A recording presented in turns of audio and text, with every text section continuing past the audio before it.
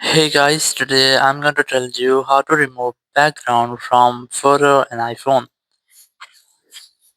If you're using an iPhone and you want to remove background from your photos, let's see how can you do that. You just have to simply open your Photos app, and here you have to select the photo from which you want to remove background. So let's say I'm going to select this one. Here you just have to simply keep a long press of on object. So let's say I'm going to select this one, just keep a long press on it.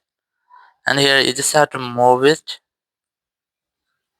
and once you see that it's movable, you just have to close the photo, and here you have to release it on any empty place. So it will be create a new photo. You just have to open a new photo. So here you can see you have a new photo without any background here.